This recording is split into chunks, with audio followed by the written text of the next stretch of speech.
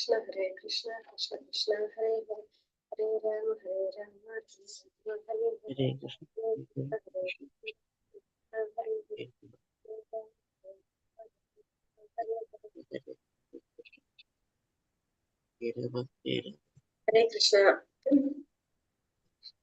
Hare Krishna എല്ലാവർക്കും Hare Krishna Om Namo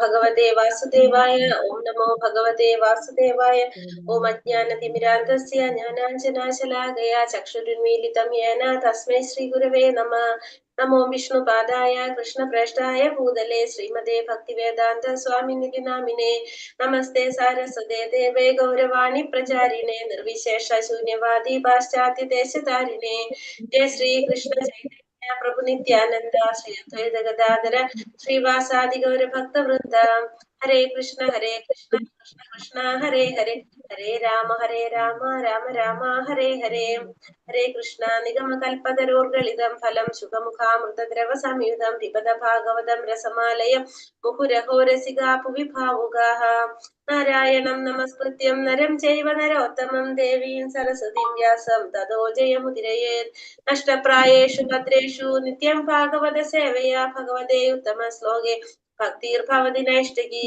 Krishnaya Vasudevaya Devaki Nandanaya Cha Nanda Gopa Kumaraya Govindaya Namo Namah Hare Krishna Krishna Krishna Hare Hare Hare Rama Rama Rama Hare Hare Hare Krishna Sri Sri Radha Govinda ആഗോദം ക്ലാസ്സിലേക്ക് എല്ലാവർക്കും സ്വാഗതം. ഹരേ കൃഷ്ണ. എല്ലാവർക്കും പ്രണാമം. ഹരേ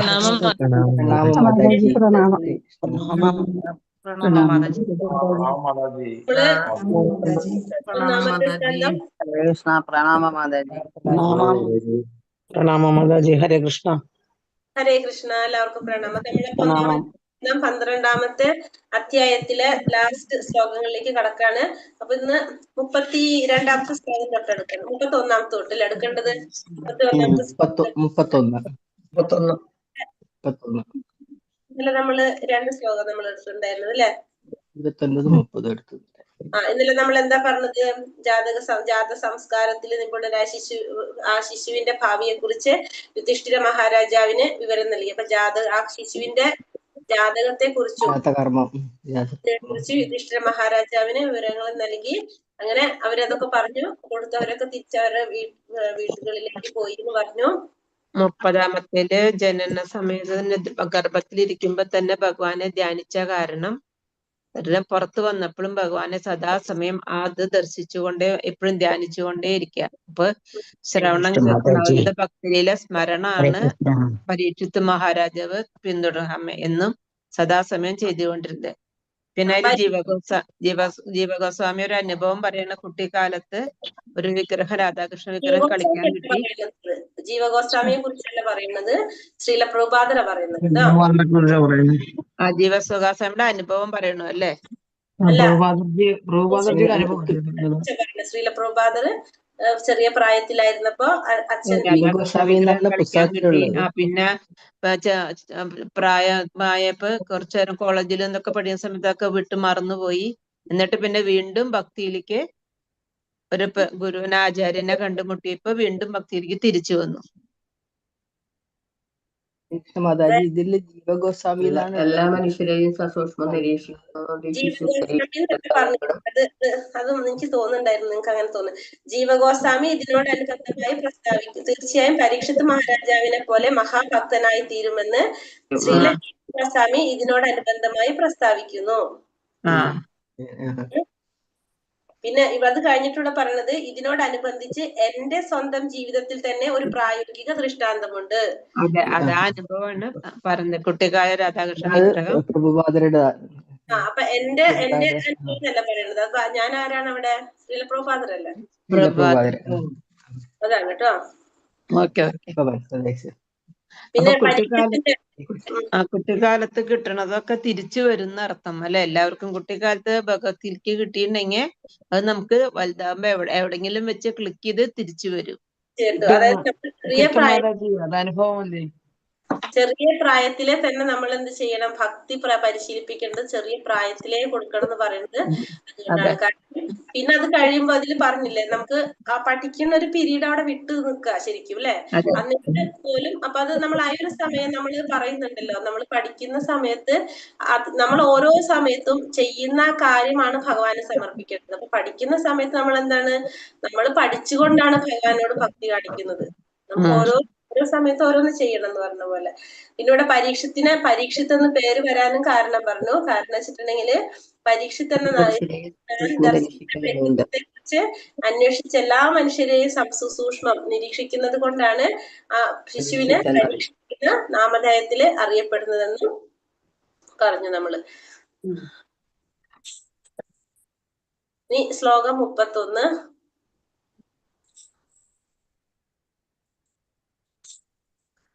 ഓം നമോ ഭഗവതേ വാസുദേവായ. സാ രാജപുത്രവൃദ്ധേ ആശു ശുക്ല ഇവോടുപഃ അപൂര്യമാണ പിതൃഭി കാഷ്ടാഭീരവസോന്യഹം. സ രാജപുത്രോ വവൃദ്ധേ ആശു ശുക്ല ഇവോടുപഃ അപൂര്യമാണ കാഷ്ടാഭീരിവസോന്യഹം. ചൊല്ലിക്കോളൂ.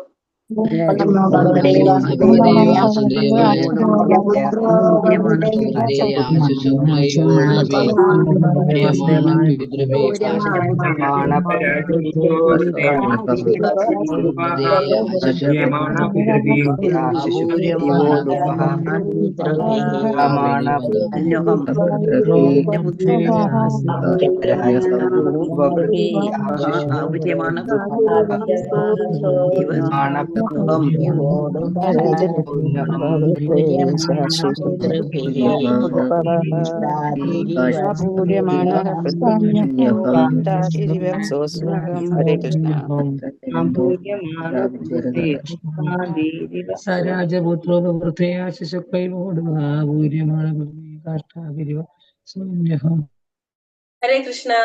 സ ആ രാജപുത്ര രാജകുമാരൻ വവൃദ്ധേ വളർന്നു വന്നു ആശു അതിശീഘ്രം ശുക്ലേ ശുക്ലപക്ഷത്തിൽ ഇവ പോലെ ഉഠൂപ ചന്ദ്രൻ അപൂര്യമാണ് അത്യാഡംബരത്തോടെ പിതൃഭി രക്ഷിതാക്കളായ പിതാമഹന്മാരാൽ കാഷ്ടാഭി പൂർണമായ വളർച്ച ഇവ പോലെ സ അദ്ദേഹം അന്വഹം ദിനംതോറും വിവർത്തനം. ശ്രീല പ്രഭുപാദ് ജയ്. ശുക്ലപക്ഷത്തിൽ എപ്രകാരമാണോ ചന്ദ്രൻ ദിനംതോറും പുഷ്ടി പ്രാപിച്ചു വരുന്നത്, അതേപോലെ രാജകുമാരൻ അതായത് പരീക്ഷിത്ത് മഹാരാജാവ് അതിശീഘ്രം പിതാമഹന്മാരുടെ സംരക്ഷണത്തിൻ കീഴിൽ സകല സുഖ സൗകര്യങ്ങളോടും കൂടി സമൃദ്ധമായി വളർന്നു വന്നു. അപ്പോ എപ്രകാരമാണോ ചന്ദ്രൻ ദിനം തോറും പുഷ്ടി പ്രാപിച്ചു വരുന്നത് ശുക്ലപക്ഷത്തില്, അതേപോലെ തന്നെ പരീക്ഷിത്ത് മഹാരാജാവ് പിതാമഹന്മാരുടെ സംരക്ഷണത്തില് സകല സുഖ സൗകര്യങ്ങളോടും കൂടി സമൃദ്ധമായിട്ട് വളർന്നു വന്നു. ശ്ലോകം 32. യക്ഷ്യമാണോശ്വമേധേന ജിഹാസയ രാജാലബ്ധ ധനോധൗ ന അന്യത്ര കരദണ്ഡയോ. യക്ഷ്യമാണാശ്വമേധേന ജ്ഞാതിദ്രോഹാജിഹാസയ രാജാലബ്ധ ധനോധത്യൗ ന അന്യത്ര കരദണ്ഡയോ. ചൊല്ലിക്കോളൂ.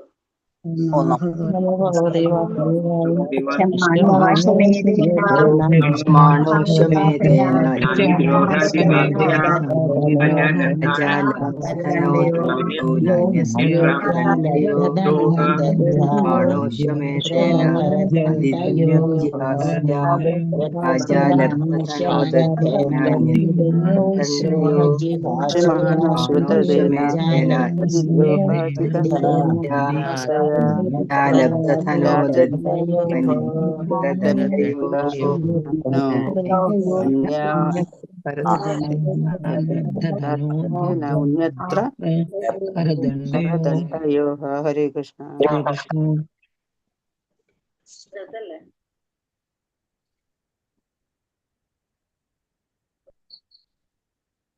ഹരേ കൃഷ്ണ. യക്ഷ്യമാണ് അനുഷ്ഠിക്കുവാൻ ആഗ്രഹിച്ച് അശ്വമേധ യജ്ഞത്താൽ ജ്ഞാതി ദ്രോഹ ബന്ധുജനങ്ങളുമായി യുദ്ധം ചെയ്തത്, ജിഹാസയ സ്വതന്ത്രരാക്കാനായി രാജാവ് യുധിഷ്ഠിരൻ, ലബ്ധ ധനഃ ധനാർജനത്തിനായി, ദദ്യൗ അതിനെക്കുറിച്ച് ചിന്തിച്ചു, ന അന്യത്ര മറ്റ് വിധത്തിലല്ലാതെ, കരദണ്ഡയോ നികുതിയായും പിഴയായും. വിവർത്തനം ശ്രീല പ്രഭുപാദ് കി ജയ്. ഈ സമയം ബന്ധുജനങ്ങളുമായി യുദ്ധം ചെയ്തതിനാൽ ഏർപ്പെട്ട പാപത്തിൽ നിന്നും മുക്തി നേടുവാനായി ഒരു അശ്വമേധ യജ്ഞം നടത്തുന്നതിനെ കുറിച്ച് രാജാവ് യുധിഷ്ഠിരൻ ആലോചിക്കുകയായിരുന്നു. എന്നാൽ പിഴയായും നികുതിയായും ലഭിക്കുന്ന ധനത്തിനു പുറമെ അധിക ധനമേതും ഇല്ലാതിരുന്നതിനാൽ ധനം സ്വരൂപിക്കുന്നതിനെ കുറിച്ച് അദ്ദേഹം ഉത്കണ്ഠാകുലനായി തീർന്നു. അപ്പൊ ഈ സമയം ബന്ധുജനങ്ങളുമായിട്ട് യുദ്ധം ചെയ്തതിൽ ഏർപ്പെട്ട് പാപത്തിൽ നിന്ന് മുക്തി നേടാനായിട്ട് ഒരു അശ്വമേധം യജ്ഞം നടത്താൻ വേണ്ടിയിട്ട് മഹാരാജാവ് യുധിഷ്ഠിരൻ ആലോചിക്കുകയായിരുന്നു. അപ്പൊ അതിനു വേണ്ടിയിട്ട് എന്താണ്, കുറെ ധനം വേണം. പിഴയായിട്ടും നികുതിയായിട്ടും ലഭിക്കുന്ന ധനത്തിന് പുറമെ ഇനിയും ധനം ആവശ്യമായിരുന്നതിനാൽ ആ ധനം സ്വരൂപിക്കുന്നതിനെ കുറിച്ചുള്ള ഉത്കണ്ഠയിലായിരുന്നു അദ്ദേഹം. ഭാവാർത്ഥം ശ്രീല പ്രഭുപാദ് കി ജയ്. ബ്രാഹ്മണർക്കും വിപ്രർക്കും രാജ്യത്തിൽ നിന്നും സഹായമായി ദ്രവ്യം ലഭിക്കാൻ അവകാശമുണ്ടായിരുന്നത് പോലെ രാജ്യ ഭരണാധികാരികൾക്ക് പ്രജകളിൽ നിന്ന് പിഴയും നികുതിയും പിരിക്കാനുള്ള അവകാശമുണ്ടായിരുന്നു. കുരുക്ഷേത്ര യുദ്ധാനന്തരം രാജ്യത്തിന്റെ ഖജനാവ് ശൂന്യമായിരുന്നു. ആകയാൽ നികുതിയായും പിഴയായും ലഭിക്കുന്ന ധനത്തിന് പുറമെ മിച്ച ധനമായി യാതൊന്നുമില്ലായിരുന്നു. അത്തരം ധനം രാജ്യകാര്യങ്ങൾക്ക് മാത്രമേ പര്യാപ്തമായിരുന്നുള്ളൂ. അധികമായി ധനമേതും അവശേഷിക്കാത്തതിനാൽ അശ്വമേധ യജ്ഞം അനുഷ്ഠിക്കുന്നതിന് വേറെ ഏതെങ്കിലും മാർഗത്തിലൂടെ ധനം സംഭരിക്കുന്നതിനെ കുറിച്ച് ആലോചിച്ച് രാജാവ് ഉത്കണ്ഠാകുലനായിരുന്നു. ഭീഷ്മദേവന്റെ നിർദ്ദേശം അനുസരിച്ചാണ് മഹാരാജാവ് യുധിഷ്ഠിരൻ ഈ യജ്ഞം അനുഷ്ഠിക്കാൻ ആഗ്രഹിച്ചത്. ബ്രാഹ്മണർക്കും വിപ്രർക്കും രാജ്യത്തിൽ നിന്നും സഹായകമായിട്ട് ദ്രവ്യം ലഭിക്കാൻ അവകാശമുണ്ടായിരുന്നത് പോലെ ഭരണാധികാരികൾക്ക് പ്രജകളിൽ നിന്നും പിഴയും നികുതിയും പിരിക്കാനുള്ള അവകാശമുണ്ടായിരുന്നു. അപ്പൊ ബ്രാഹ്മണർക്കും വിപ്രർക്കും ഒക്കെ എന്താണ്, രാജ്യത്തിൽ നിന്ന് സഹായം കിട്ടും. അത് അവരുടെ അവകാശമായിരുന്നു. അതേപോലെ തന്നെ പ്രജകളിൽ നിന്നും പിഴയും നികുതിയും പിരിക്കാനുള്ള അവകാശം രാജ്യത്തിനും ആർക്കും ഉണ്ടായിരുന്നു, രാജ്യഭരണാധികാരികൾക്കും ഉണ്ടായിരുന്നു. കുരുക്ഷേത്രത്തിന്റെ യുദ്ധം വന്നപ്പോ എന്താ സംഭവിച്ചത്? ഖജനാവ് മുഴുവൻ ശൂന്യമായിട്ട് തീർന്നു. അപ്പൊ അതുകൊണ്ട് തന്നെ നികുതിയായിട്ടും പിഴയായിട്ടും ലഭിച്ച ധനത്തിന് പുറമെ മിച്ചമായിട്ട് ധനം ഒന്നും ഉണ്ടായിരുന്നില്ല. അപ്പൊ രാജ്യത്തിന്റെ ആവശ്യങ്ങൾക്ക് മാത്രമേ ആ ധനം ഉണ്ടായിരുന്നുള്ളൂ. അത്രയും പര്യാപ്തമായ ധനം അവിടെ ഉണ്ടായിരുന്നുള്ളൂ. അപ്പൊ അധികമായിട്ടുള്ള ധനം ഇല്ലാത്തത് കൊണ്ട് ഈ യജ്ഞം അനുഷ്ഠിക്കാനായിട്ട് കുറെ ധനം ആവശ്യമാണ്. അപ്പൊ അതിനു വേണ്ടിയിട്ട് ധനം സംഭരിക്കുന്നതിനെ കുറിച്ച് രാജാവ് ഉത്കണ്ഠാകുലനായിരുന്നു. അപ്പോ ഈ യജ്ഞം അനുഷ്ഠിക്കാൻ എന്താ കാരണം? ഭീഷ്മദേവന്റെ നിർദ്ദേശം അനുസരിച്ചാണ് മഹാരാജാവ് യുധിഷ്ഠിരൻ ഈ യജ്ഞം അനുഷ്ഠിക്കാൻ ആഗ്രഹിച്ചത്. ശ്ലോകം 33. തഥഭിപ്രേതമാലക്ഷ്യ ഭ്രാതരോച്യുതചോദിതഃ ധനം പ്രഹീണം ആജഹ്രു ഉദീച്യാം ദിശി ഭൂരിശഃ. തഥഭിപ്രേതമാലക്ഷ്യ ഭ്രാതരോച്യുതചോദിതഃ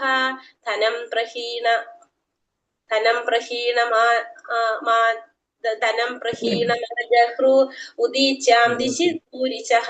ചൊല്ലിക്കോളൂ.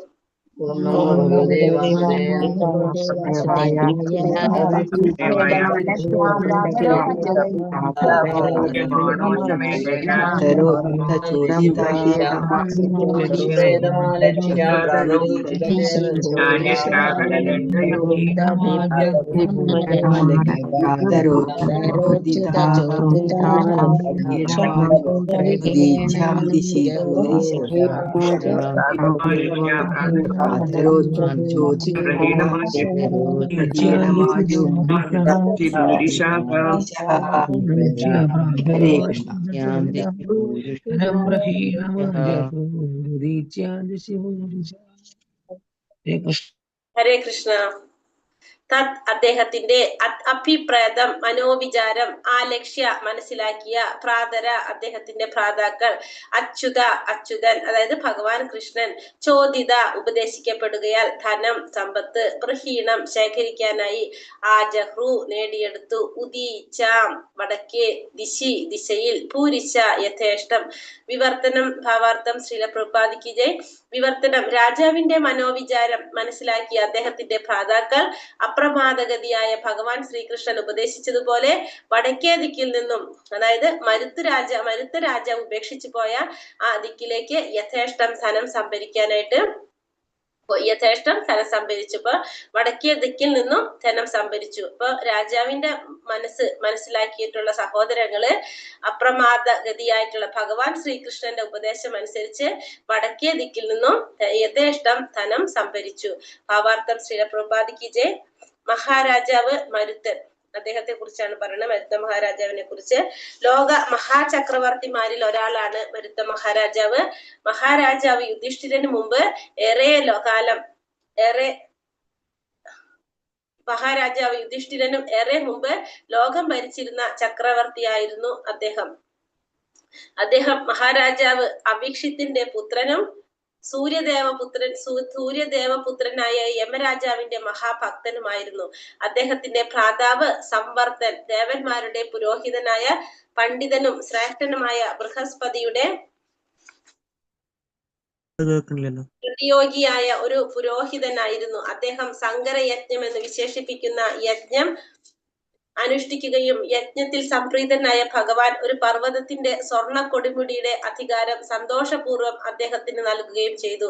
ഈ സ്വർണ്ണ കൊടിമുടി ഹിമാലയ പർവ്വതത്തിൽ എവിടെയോ ആകുന്നു. ആധുനിക പർവ്വതാരോഹകർക്ക് ഇതവിടെ കണ്ടെത്താൻ പരിശ്രമിക്കാം. അദ്ദേഹം അത്രമാത്രം പ്രതാപശാലിയായ ചക്രവർത്തിയാകയാൽ ഓരോ യജ്ഞദിനാന്ത്യത്തിലും മറ്റ് ലോകത്തിലെ ദേവന്മാരായ ഇന്ദ്രൻ, ചന്ദ്രൻ, ബൃഹസ്പതി എന്നിവരെ പോലെയുള്ളവർ അദ്ദേഹത്തിന്റെ കൊട്ടാരം സന്ദർശിക്കുക പതിവായിരുന്നു. അദ്ദേഹത്തിന്റെ അധീനതയിൽ സ്വർണ്ണ കൊടിമുടി ഉള്ളതാകിയാൽ അദ്ദേഹത്തിന്റെ കൈവശം യഥേഷ്ടം സ്വർണമുണ്ടായിരുന്നു. യജ്ഞവേദിയുടെ മേൽക്കെട്ട് പൂർണ്ണമായും സ്വർണം കൊണ്ട് നിർമ്മിച്ചതായിരുന്നു. അദ്ദേഹത്തിന്റെ യജ്ഞചടങ്ങളുടെ നിത്യാനുഷ്ഠാനങ്ങളിൽ വായുലോകത്തിലെ ചില നിവാസികളെ യജ്ഞത്തിലെ പാചക വേലകൾ ത്വരിതപ്പെടുത്തുവാനായി ക്ഷണിക്കാറുണ്ടായിരുന്നു. ചടങ്ങിലെ ദേവന്മാരുടെ സദസ്സിനെ വിശ്വദേവൻ നയിച്ചിരുന്നു. ഇവിടെ എന്താ പറഞ്ഞത്? മഹാരാജാവ് യുധിഷ്ഠിരന് മുമ്പ് ലോകം ഭരിച്ചിരുന്ന ചക്രവർത്തിയായിരുന്നു. ഏറെ മുമ്പ് ലോകം ഭരിച്ച ചക്രവർത്തിയായിരുന്നു മരുത്ത മഹാരാജാവ്. മഹാരാജാവ് അവിക്ഷിത്തിന്റെ പുത്രനാണ്. സൂര്യദേവ പുത്രനായിട്ടുള്ള യമരാജാവിന്റെ മഹാഭക്തനും കൂടിയായിരുന്നു ഈ രാജാവ്. അദ്ദേഹത്തിന്റെ ഭ്രാതാവ് സംവർത്തൻ ദേവന്മാരുടെ പുരോഹിതനായ പണ്ഡിതനും ശ്രേഷ്ഠനുമായ ബൃഹസ്പതിയുടെ പ്രതിയോഗിയായ ഒരു പുരോഹിതനായിരുന്നു. അദ്ദേഹം സങ്കരയജ്ഞം എന്ന് വിശേഷിപ്പിക്കുന്ന യജ്ഞം അനുഷ്ഠിക്കുകയും യജ്ഞത്തിലെ ഭഗവാൻ പ്രീതനാവുകയും ചെയ്തു. അങ്ങനെ ഒരു പർവ്വതത്തിന്റെ സ്വർണ്ണ കൊടുമുടിയുടെ അധികാരം സന്തോഷപൂർവ്വം ഭഗവാൻ ഇദ്ദേഹത്തെ ഏൽപ്പിച്ചു.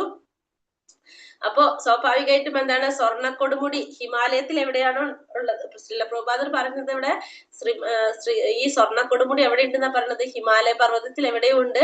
പോയിട്ട് പർവ്വതം ആരോഹകർക്ക് വേണച്ച പോയി നോക്കാമെന്നാ പറഞ്ഞ കണ്ടുപിടിക്കാനായിട്ട്. അദ്ദേഹം അത്രമാത്രം പ്രതാപശാലിയായ ഒരു ചക്രവർത്തി ആയതുകൊണ്ട് ഓരോ യജ്ഞത്തിന്റെ അന്ത്യത്തിലും മറ്റ് ലോകങ്ങളിലെ ദേവന്മാരായിട്ടുള്ള ഇന്ദ്രൻ, ചന്ദ്രൻ, ബൃഹസ്പതി എന്നിവരെ പോലുള്ളവർ അദ്ദേഹത്തിന്റെ കൊട്ടാരം സന്ദർശിക്കുക പതിവായിരുന്നു. മാത്രമല്ല അദ്ദേഹത്തിന്റെ അധീനതയിൽ ആ സ്വർണ്ണ കൊടുമുടി ഉള്ളത് കൊണ്ട് അദ്ദേഹത്തിന്റെ കൈവശം എന്താണ്? ഇഷ്ടം പോലെ സ്വർണ്ണം ഉണ്ടായിരുന്നു. യജ്ഞവേദിയുടെ മേൽക്കെട്ട് പൂർണ്ണമായിട്ടും എന്തുകൊണ്ടായിരുന്നു? സ്വർണം കൊണ്ട് നിർമ്മിച്ചതായിരുന്നു. അദ്ദേഹത്തിന്റെ യജ്ഞചടങ്ങളുടെ നിത്യാനുഷ്ഠാനങ്ങളില് വായുലോകത്തിലെ ചില നിവാസികളെ കൊണ്ടാണ് എന്ത് ചെയ്യിക്കുന്നത്? പാചക വേലകൾ ത്വരിതപ്പെടുത്താനായിട്ട് ക്ഷണിക്കാറുണ്ടായിരുന്നു. അങ്ങനെ ആ ചടങ്ങില് ദേവന്മാരുടെ സദസ്സിനെ നയിച്ചിരുന്നത് വിശ്വദേവനായിരുന്നു. ആ സദസ്സിനെ നയിച്ചിരുന്നതും സ്ഥിരമായ പുണ്യപ്രവർത്തികളാൽ സർവ്വവിധ രോഗങ്ങളെയും താൻ ഭരിക്കുന്ന രാജ്യത്തിൽ നിന്നും തുരത്തുവാൻ അദ്ദേഹത്തിന് കഴിഞ്ഞിരുന്നു. ദേവലോകം, പിതൃലോകം എന്നിങ്ങനെയുള്ള ഉന്നത ലോകങ്ങളിലെ എല്ലാ നിവാസികളും അദ്ദേഹത്തിന്റെ മഹത്തായ യജ്ഞാനുഷ്ഠാനങ്ങളിൽ പ്രീതിയുള്ളവരായിരുന്നു. പണ്ഡിതരായ ബ്രാഹ്മണർക്ക് അദ്ദേഹം നിത്യവും മെത്ത, ഇരിപ്പിടങ്ങൾ, വാഹനങ്ങൾ, മതിയാവോളം സ്വർണം എന്നിവ ദാനമായി നൽകുന്നത് പതിവായിരുന്നു. അത്യുദാരമായ ദാനങ്ങളാലും അസംഖ്യം യജ്ഞാനുഷ്ഠാനങ്ങളും സ്വർഗരാജാവായ ഇന്ദ്രൻ അദ്ദേഹത്തിൽ പൂർണ്ണമായും സംപ്രീതനായിരുന്നു. മാത്രമല്ല സദാ അദ്ദേഹത്തിന്റെ ക്ഷേമം കാക്ഷിക്കുകയും ചെയ്തിരുന്നു. പുണ്യപ്രവർത്തനങ്ങളാൽ അദ്ദേഹം ജീവിതത്തിലുടനീളം തന്റെ യൗവനം നിലനിർത്തുകയും 1000 വർഷങ്ങൾ സംതൃപ്തരായ പ്രജകളാലും മന്ത്രിമാരാലും നിയമാനുസൃത പത്നിയാലും പുത്രന്മാരാലും ഭ്രാതാക്കളാലും പരിവേഷ്ടിതനായി സമ്പൂർണ്ണ ഭുവനവും ഭരിക്കുകയും ചെയ്തിരുന്നു. അപ്പോ അത്രയും ശ്രേഷ്ഠനായൊരു രാജാവായിരുന്നു അദ്ദേഹം. പല പുണ്യപ്രവർത്തികൾ എന്നൊക്കെ സ്ഥിരമായ പുണ്യപ്രവർത്തികളിൽ സർവ്വവിധ രോഗങ്ങളെയും താൻ ഭരിക്കുന്ന രാജ്യത്തിൽ നിന്നും തുരത്തുവാനായിട്ട് അദ്ദേഹത്തിന് കഴിഞ്ഞിരുന്നു. അപ്പൊ അദ്ദേഹത്തിന്റെ രാജ്യം സമ്പൽ സമൃദ്ധി, രോഗങ്ങളൊന്നുമില്ലാത്ത ഒരു രാജ്യമായിരുന്നു അദ്ദേഹം ഭരിച്ചിരുന്ന സമയത്ത്. ദേവലോകം, പിതൃലോകം എന്നിങ്ങനെയുള്ള ഉന്നത ലോകങ്ങളിൽ എല്ലാ നിവാസികളും അദ്ദേഹത്തിന്റെ മഹത്തായ യജ്ഞാനുഷ്ഠാനങ്ങളിൽ, ദേവലോകത്തിലുള്ളവരും പിതൃലോകത്തിലുള്ളവരൊക്കെ അദ്ദേഹത്തിന്റെ യജ്ഞാനുഷ്ഠാനങ്ങളിലെല്ലാം പ്രീതിയുള്ളവരായിരുന്നു. മാത്രമല്ല പണ്ഡിതന്മാർക്ക് യഥേഷ്ടത്തിന് ദാനം കൊടുക്കുക പതിവായിരുന്നു. എങ്ങനെയാണ് പറഞ്ഞത്? മെത്ത, ഇരിപ്പിടങ്ങള്, വാഹനങ്ങള്, മതിയാവോളം സ്വർണം, ഇതൊക്കെ ദാനമായിട്ട് നൽകിയിരുന്നു. ഈ രാജാവിന്റെ ഉദാരമായിട്ടുള്ള ദാനം കൊണ്ടും അസംഖ്യ യജ്ഞാനുഷ്ഠാനങ്ങൾ കൊണ്ടും സ്വർഗത്തിലെ രാജാവായിട്ടുള്ള ഇന്ദ്രൻ വളരെയധികം സമ്പൂർണനായിരുന്നു, സംപ്രീതനായിരുന്നു. അദ്ദേഹം എപ്പോഴും അതുകൊണ്ട് തന്നെ ഇദ്ദേഹത്തിന്റെ ക്ഷേമം കാക്ഷിക്കുകയും ചെയ്തിരുന്നു. പുണ്യപ്രവർത്തനങ്ങളാൽ അദ്ദേഹം ജീവിതത്തിലുടനീളം തന്റെ യൗവനം നിലനിർത്താനും 1000 വർഷങ്ങള് സംതൃപ്തരായിട്ടുള്ള പ്രജകളെ കൊണ്ടും മന്ത്രിമാരായാലും നിയമാനുസൃതമായ പത്നിമാരായാലും മക്കളെ കൊണ്ടും പുത്രന്മാരായാലും ഭ്രാതാക്കളെ കൊണ്ടും സമ്പൂർണമായിട്ട് ഈ ഭുവനം ഭരിക്കാനായിട്ട് അദ്ദേഹത്തിന് സാധിച്ചു. അദ്ദേഹത്തിന്റെ പുണ്യകർമ്മങ്ങൾ അനുഷ്ഠിക്കാനുള്ള താല്പര്യത്തെ ശ്രീകൃഷ്ണ ഭഗവാൻ പോലും പ്രകീർത്തിച്ചിരുന്നു.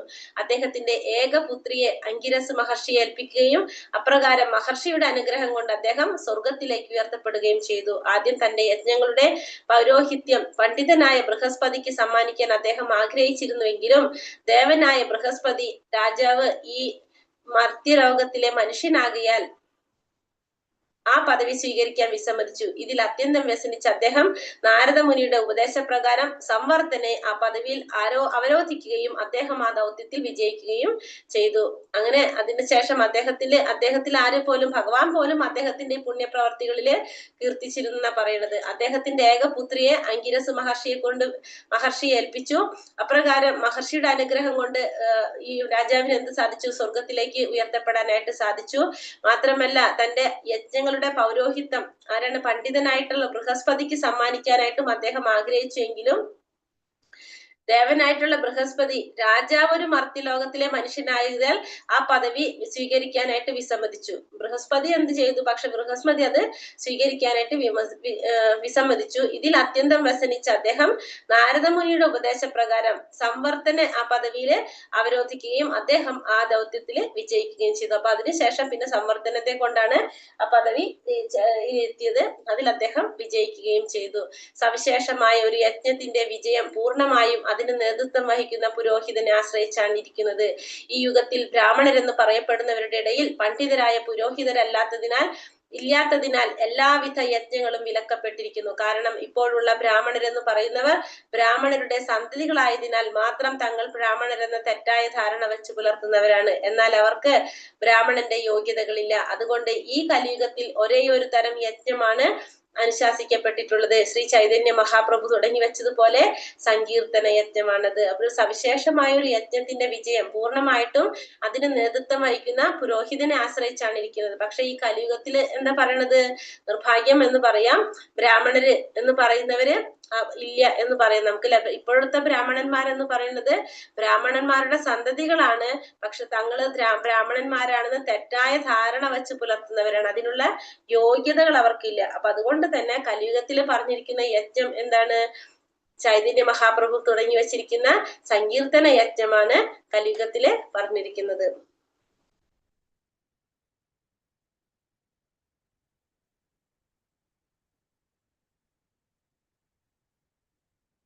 ഹരേ കൃഷ്ണ. 34.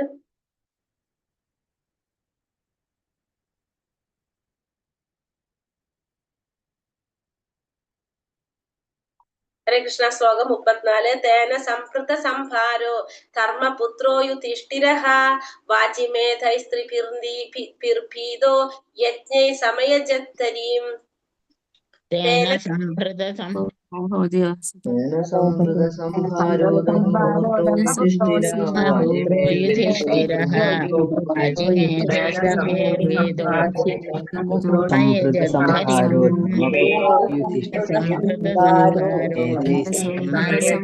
യുധിഷ്ഠിരഃ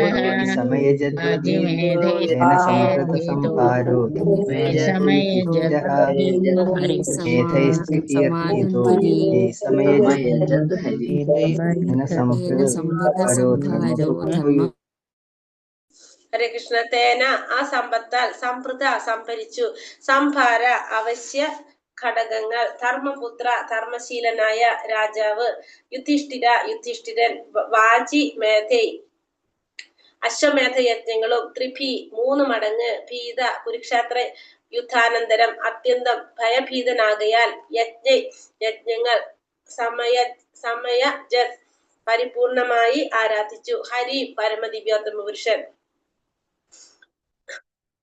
വിവർത്തനം ഭാവാർത്ഥം. ശ്രീല പ്രഭുപാദയ്ക്ക് ജയ്. ആ സമ്പത്താൽ 3 അശ്വമേധ യജ്ഞങ്ങൾ അനുഷ്ഠിക്കുന്നതിനാവശ്യമായ വസ്തുക്കൾ ആർജിക്കാൻ രാജാവിന് കഴിയുമായിരുന്നു. അപ്രകാരം കുരുക്ഷേത്ര യുദ്ധാനന്തരം അത്യന്തം ഭയഭീതനായി ധർമ്മരാജാവായ യുധിഷ്ഠിരൻ പരമദിവ്യോത്തമ പുരുഷനായ ഭഗവാൻ ഹരിയെ സന്തുഷ്ടനാക്കി. അപ്പൊ ആ സമ്പത്താല് 3 അശ്വമേധ യജ്ഞങ്ങൾ അനുഷ്ഠിക്കുന്നതിന് ആവശ്യമായിട്ടുള്ള വസ്തുക്കൾ ആർജിക്കാൻ രാജാവിന് കഴിയുമായിരുന്നു. അപ്രകാരം തന്നെ കുരുക്ഷേത്ര യുദ്ധത്തിന്റെ യുദ്ധത്തിന് ശേഷം അത്യന്തം ഭയഭീതനായി ധർമ്മരാജാവായ യുധിഷ്ഠിരൻ ഭഗവാനെ സന്തുഷ്ടനാക്കി. പരമദിവ്യോത്തമ പുരുഷനായ ഭഗവാൻ ഹരിയെ സന്തുഷ്ടനാക്കി. ഹരേ കൃഷ്ണ കൃഷ്ണ കൃഷ്ണ ഹരേ ഹരേ, ഹരേ രാമ രാമ രാമ ഹരേ ഹരേ. പഞ്ചകൽപതരൂപേശ കൃപാ സിന്ധോഭ്യവ ച പതിതാനാം പാവനേഭ്യോ വൈഷ്ണവേഭ്യോ നമോ നമ. അനന്തകോടി വൈഷ്ണവൃന്ദിക്ക് ജയ്. ശ്രീല പ്രഭുപാദ് ജയ്. ഗുരുദേവ് की जय.